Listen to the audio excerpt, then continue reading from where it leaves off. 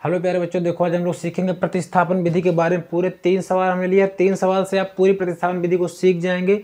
अगर आप प्रतिस्थापन विधि को हल कर लेते हैं तो आपको 4 नंबर का तो सीधा फायदा होता है। बाकी अगर कोई क्वेश्चन आता है तो क्वेश्चन के अंदर भी जब गुणनखंड होता है उसमें भी 2 समीकरण कभी आते हैं, तो आप किसी प्रतिस्थापन या विलोपन किसी विधि से सवाल को हल कर सकते हैं। ठीक है, तो हम लोग प्रतिस्थापन विधि आज सीखेंगे, अन्य किसी वीडियो में विलोपन विधि के बारे में जानेंगे। ठीक है, तो चलिए प्रतिस्थापन विधि के लिए हम लोग 3 सवाल लिए हैं। तीनों सवाल हम आपको दिखा देते हैं। देखिए, पहला सवाल आपका ये है, दूसरा सवाल आपका ये दशमलव वाला है, और तीसरा सवाल अंडर रूट वाला है। अंडर रूट वाला सवाल ये इस तरह का रूट वाला सवाल है। तो इन तीनों सवालों को हम लोग हल करते हैं। सबसे पहले सबसे आसान सवाल से हम लोग शुरू करते हैं।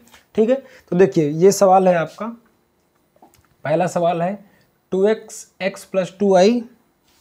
पहला सवाल क्या है, x प्लस 2y बराबर 7, मतलब समीकरण नंबर 1। और दूसरा क्या है 2x प्लस 3y बराबर 2। ठीक है, तो इसमें देखिए पहला सवाल के लिए क्या करोगे, इसमें विलोपन विधि से मतलब प्रतिस्थापन विधि से आपको हल करना है। तो क्या करोगे, देखो समीकरण 1 को पकड़ोगे तो लिखोगे समीकरण 1 से, समीकरण 1 से, समीकरण 1 को पकड़ोगे या फिर 2 को पकड़ोगे, जिसको आपका मर्जी करा, 1 या 2 दोनों में से किसी एक समीकरण से आपको हल करना शुरू करना। तो लिखोगे x plus 2y, x plus 2y बराबर 7, x प्लस 2y बराबर 7। समीकरण 2 एक ही पकड़ा है हमने। समीकरण 1 में क्या लिख दिया, x प्लस 2y बराबर 7। अब देखो ये प्लस का उधर जाएगा तो माइनस हो जाएगा, तो x बराबर कितना हो जाएगा, 7 माइनस का 2y, 7 माइनस का 2y।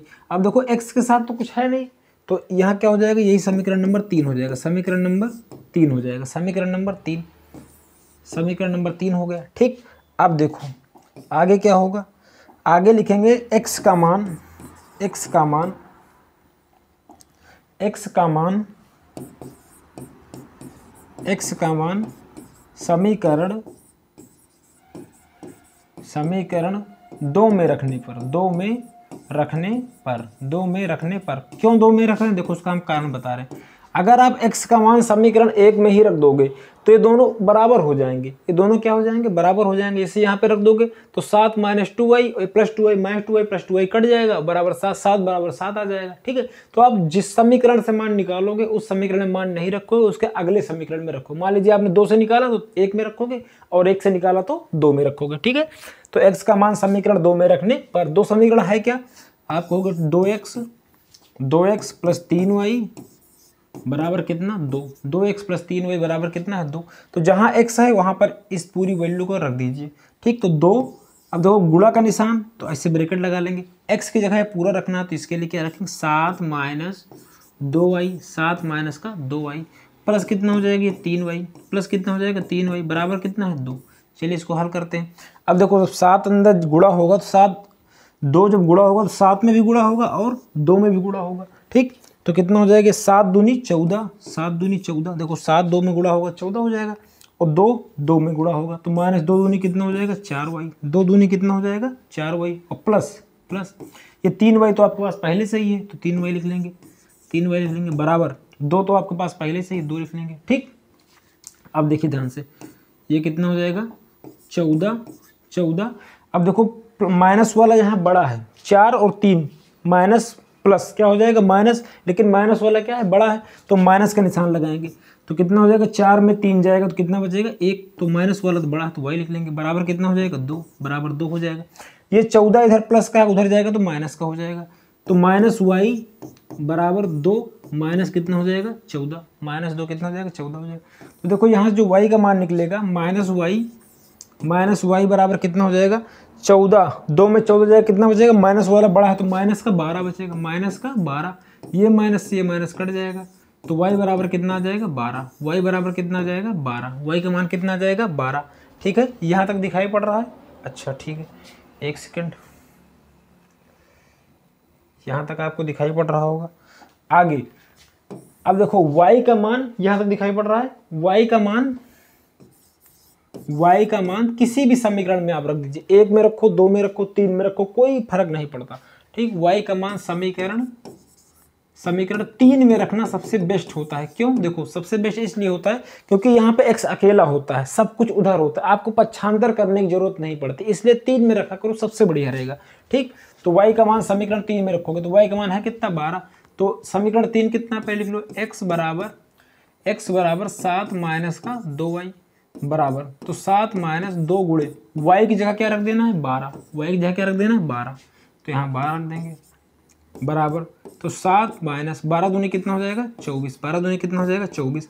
अब इसमें घटाएंगे तो माइनस कितना आएगा 17, माइनस कितना आएगा 17, तो x का मान कितना आ गया माइनस का 17 आ गया। अच्छा कुछ लोग कहेंगे ये उत्तर सही है कि गलत है, हम जाने कैसे, तो देखो उत्तर की जांच करेंगे, किससे क्या है उत्तर की जांच।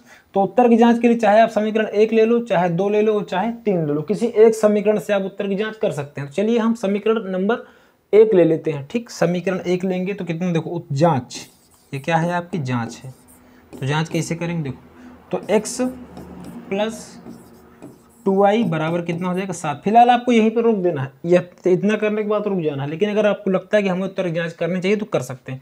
x का मान कितना है -17, तो यहाँ -17 रख देंगे, प्लस 2 गुणे y का मान कितना है, y का मान है 12, तो 12 रख देंगे, बराबर कितना आना चाहिए, इसको हल करने पे 7 आना चाहिए। अगर 7 आ रहा तो हमारा उत्तर सही है। -17 और 12 दूनी कितना हो जाएगा प्लस का 24, 12 दूनी कितना हो जाएगा 24, बराबर कितना हो जाएगा 7, बराबर कितना हो जाएगा 7। अब देखो 17 24 बड़ा कौन है प्लस वाला, तो निशान किसका आएगा प्लस का आएगा।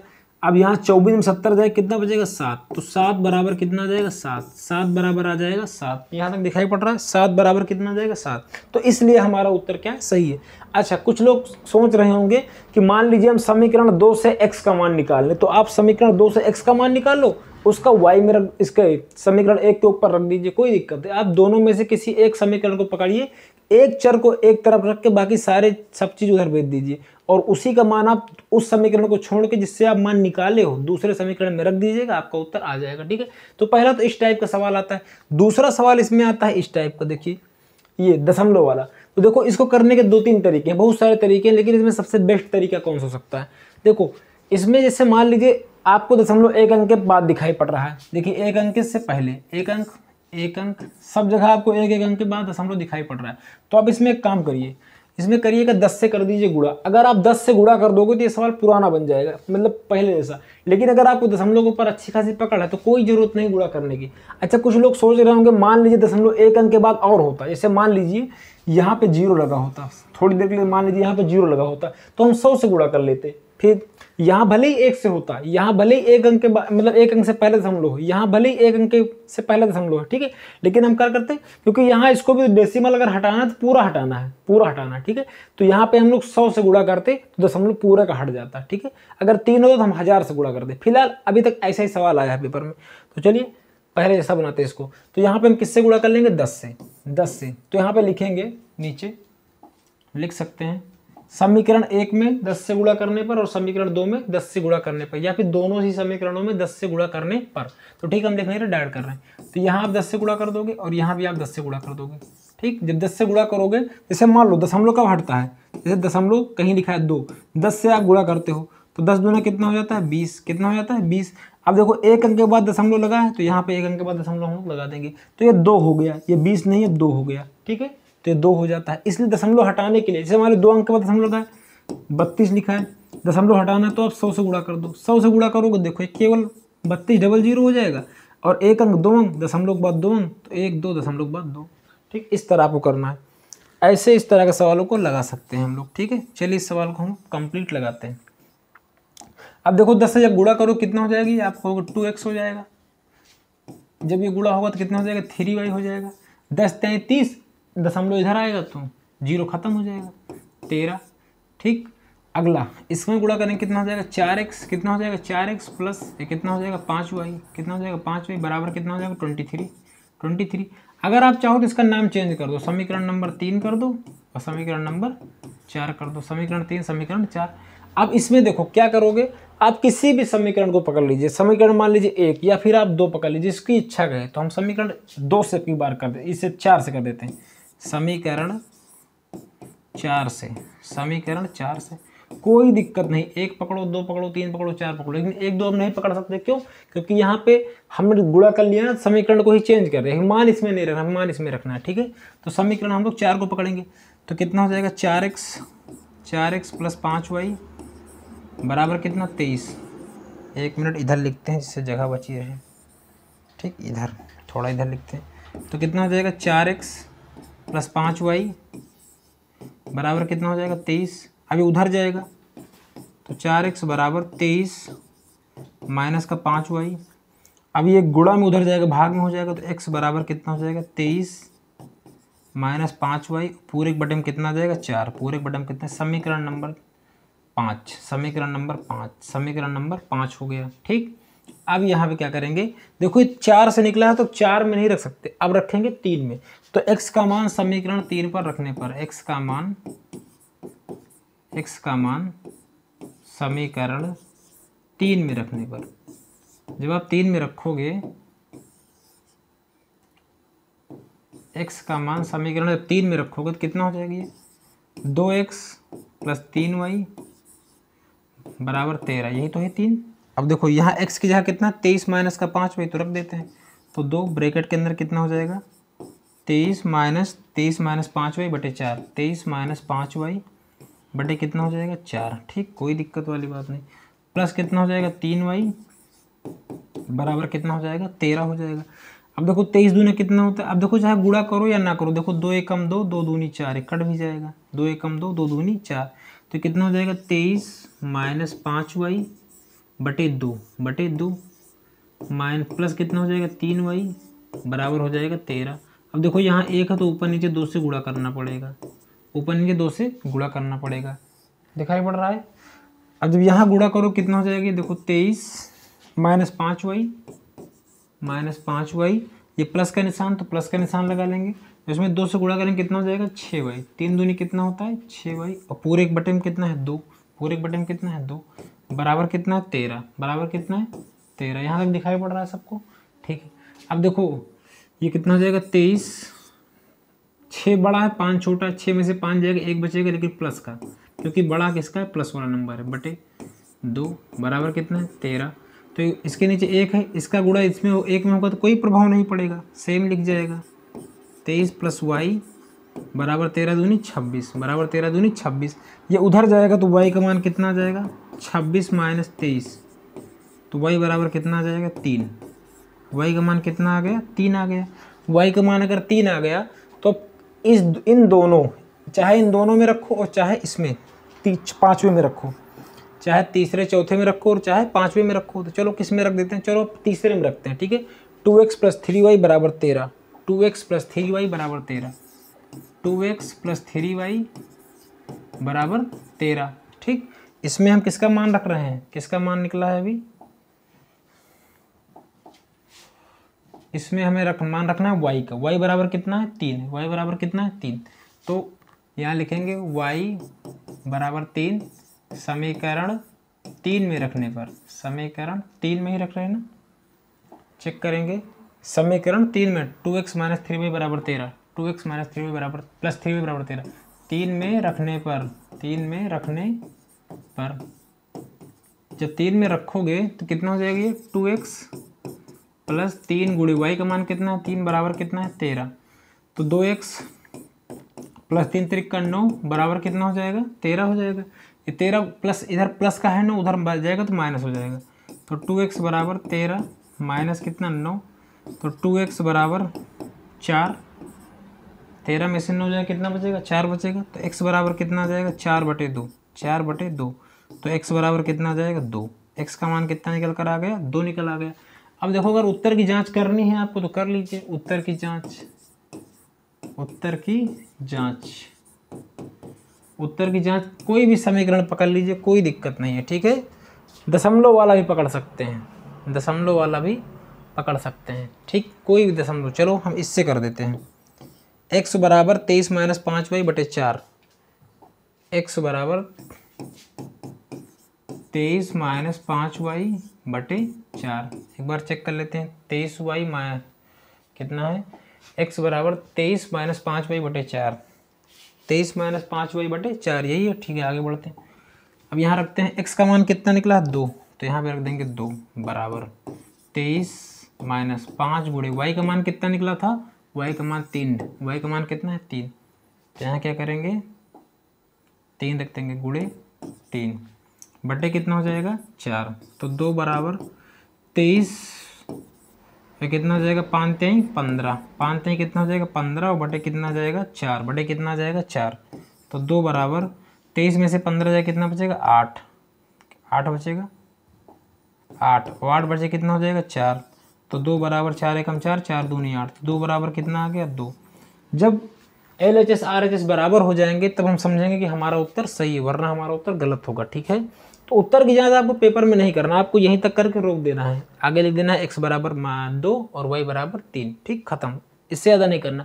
लेकिन अगर आपको लगता है कि तुम्हारा उत्तर सही है गलत, तब इसको आप करेंगे। ठीक है, तो इस तरह आपका ये दशमलव वाला सवाल भी खत्म होता है। दशमलव वाले सवाल में हमने बताया अगर 2 अंक के बाद दशमलव आया है तब भी आप क्या करोगे, 100 से गुणा कर दोगे। 3 अंक के बाद आया तो आप 1000 से गुणा कर दोगे। आप इसे पूर्णांक बना लेंगे, इंटीजर बना लेंगे। ठीक है, अब हम लोग करेंगे अंडर रूट वाला सवाल। देखो इसमें लगा हुआ है अंडर रूट, है बड़ा इजी सवाल। तो ये समीकरण नंबर 1 हो जाएगा और ये समीकरण नंबर 2 हो जाएगा। समीकरण नंबर 2, समीकरण नंबर 1। ठीक, कोई दिक्कत नहीं। चलिए समीकरण 1 लें या 2 लें? 2 ले लें, कोई बात नहीं, 2 लेते हैं।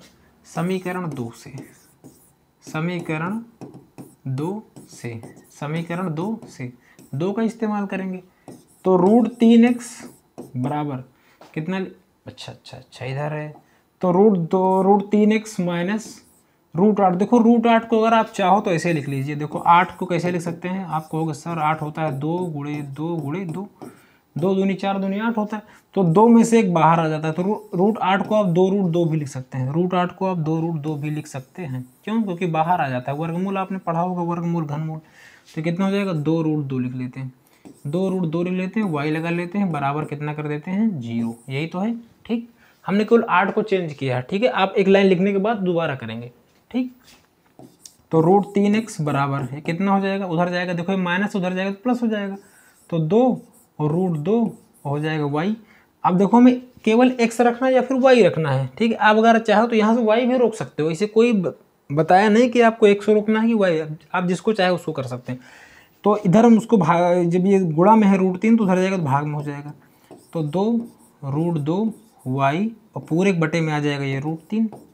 ये आपका हो जाएगा समीकरण नंबर 3, समीकरण नंबर 3 हो जाएगा। ठीक, अब देखिए आगे। अब समीकरण 3 का मान आप 2 में नहीं रख सकते। क्यों? क्योंकि जहां से मान निकलेगा, जहां से मान निकलेगा आप वहां नहीं रख सकते, उसके अलावा दूसरे समीकरण में रख सकते हैं।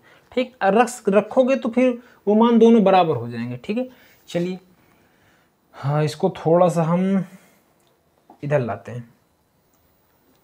ठीक, इधर ले। अब चलिए बताइए x के बराबर कितना आ गया, 2√2y बटे √3। तो x का मान कहाँ रखेंगे, समीकरण 3 में। वो x का मान समीकरण 1 में, 2 से निकाले हैं तो 1 में रखेंगे। x का मान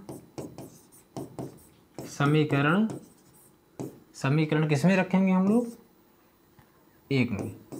1 में रखने पर,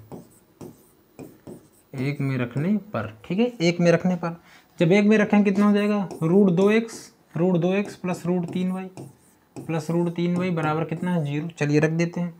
तो √2x का मान है कितना, आप कहोगे x का मान है 2√2 बटे √3y प्लस √3y बराबर 0, ये मान है। ठीक है, अब इसका गुणा करेंगे तो √2 का गुणा हो जाएगा। तो देखो 2 तुम्हारे पास रहेगा, ध्यान से देखना, 2 तुम्हारे पास रहेगा, ये वाला 2। ठीक, गुणे √2 अंदर आ जाएगा, √2 गुणे √2, ये आपका हो जाएगा y और पूरे बटे में हो जाएगा √3 और प्लस से कितना हो जाएगा √3y बराबर कितना हो जाएगा 0 हो जाएगा। ठीक, अब ध्यान से देखिए यहाँ कितना हो जाएगा 2 और इन दोनों में से एक ठे 2 बाहर आ जाएगा, तो 2 दूनी कितना हो जाएगा 4y, 2 दूनी कितना हो जाएगा 4y।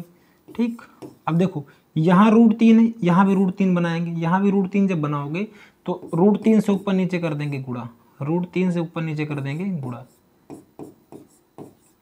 तो कितना हो जाएगा प्लस √3 3 त्रिक का 9, मतलब √3 2 बार हो जाएगा तो एक 3 बाहर आ जाएगा, तो 3y हो जाएगा बराबर कितना हो जाएगा 0, बराबर कितना हो जाएगा 0 हो जाएगा। अब देखो इसके नीचे तो 1 है, तो इसका गुणा होगा तो कोई प्रभाव नहीं पड़ेगा, इसका गुणा होगा तो कोई प्रभाव नहीं पड़ेगा, तो कितना हो जाएगा 4y प्लस 3y बराबर 0। एक काम करते हैं अगले पेज में बता देते हैं इस पूरे सवाल को। ठीक, यहाँ से 4y प्लस 3y बराबर 0, 4y प्लस 3y बराबर 0, 4y प्लस 3y बराबर 0 है। अब ये प्लस का उधर जाएगा तो माइनस का हो जाएगा, ये प्लस का उधर जाएगा किसमें हो जाएगा, अच्छा जुड़ जाएगा ना दोनों, 4 3 कितना हो जाएगा 7, 4 3 कितना हो जाएगा 7y बराबर कितना हो जाएगा 0। अब ये 7 गुणा में उधर जाएगा तो भाग हो जाएगा, तो y बराबर 0/7, y बराबर कितना हो जाएगा 0/7, तो y बराबर कितना आ जाएगा 0। y का मान कितना आ गया 0 आ गया, y का मान आ गया 0। अब y का मान कहीं भी रखो, y का मान कहीं भी रखो, तो हम लोग लिखेंगे y का मान समीकरण 3 में रखने पर y का मान समीकरण 1 2 3 जहाँ इच्छा वहाँ, चलिए 2 कर दें 2 कर लो, 2 में रखने पर फिलहाल सबसे बेस्ट होता है समीकरण 3 में रखने पर, क्यों? क्योंकि सब कुछ अच्छांतर नहीं करना पड़ता अब कुछ भी। y का मान समीकरण 2 में रखने पर, जब 2 समीकरण है कितना, दूसरा समीकरण कितना है, दूसरा समीकरण कहाँ गया, ये √3x माइनस √8y बराबर 0,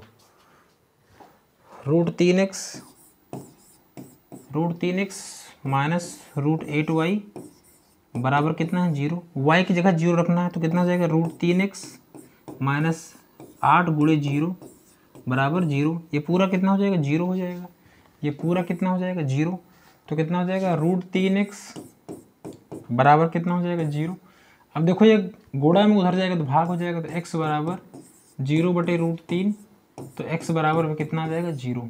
यानी आपने क्या सीखा, यहाँ पर x का मान और y का मान दोनों कितना निकल कर आ गया 0 निकल कर आ गया। ठीक है, तो अगर आपको प्रतिस्थापन विधि समझ में आई है अच्छे से तो चैनल को लाइक शेयर सब्सक्राइब जरूर करें। ठीक है, और बाकी सारे चैप्टर जो क्लास 10 के उसको पढ़ा दिया गया है, आप लोग उस वीडियो को भी देख सकते हैं। ठीक है, तो लाइक शेयर सब्सक्राइब जरूर करें।